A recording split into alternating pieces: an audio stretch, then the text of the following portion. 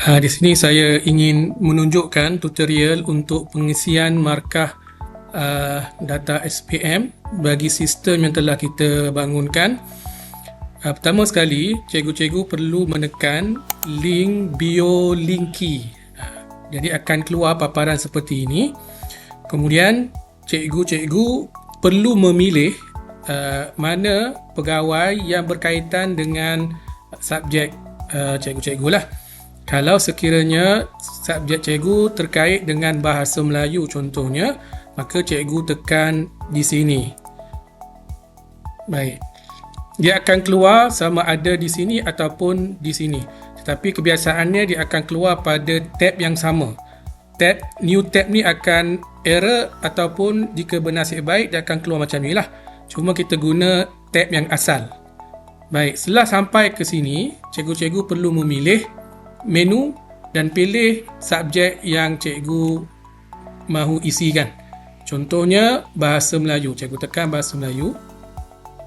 Akan keluar paparan seperti ini. Di atas ini adalah data untuk daerah. Cikgu boleh tekan untuk melihat analisis daerah, tetapi cikgu tidak perlu mengisi apa-apa. Seterusnya cikgu turun ke bawah dan cikgu pilih sekolah yang cikgu mahu isikan lah. Sekolah cikgu sendiri. Contohnya sekolah cikgu SMK Merapoh. Tekan SMK Merapoh, tekan pada tulisannya sahaja. Jadi akan keluar Google Sheet di sini. Yang pertama akan ada sheet untuk account 1 dan yang kedua ada sheet untuk account 2. Ada sebahagian sheet telah pun diaktifkan password. Jadi cikgu perlu isikan password 123. Ada sheet yang tidak diaktifkan password, cikgu boleh terus mengisi. Pertama sekali, cikgu perlu mengisi pada account 2.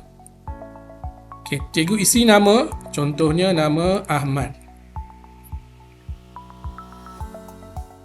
Isi markah Abu. Isi markah juga TOV contohnya.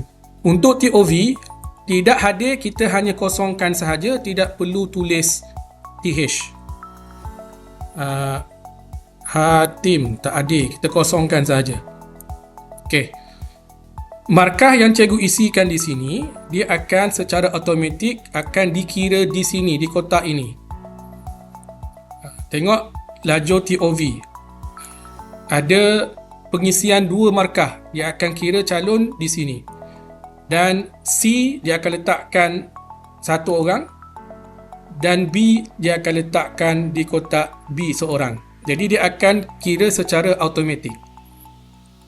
Data di kotak ini akan diisi secara automatik di head count 1. Cikgu lihat. Di sini cikgu tidak perlu mengisi apa-apa.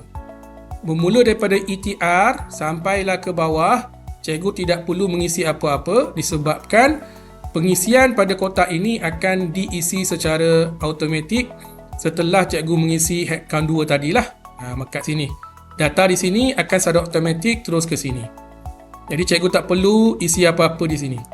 Head count 1 yang perlu diisi adalah nama pengetua, ketua panitia, Melayu, bilangan pelajar Melayu laki perempuan, Cina laki perempuan, India laki perempuan dan lain-lain laki perempuan.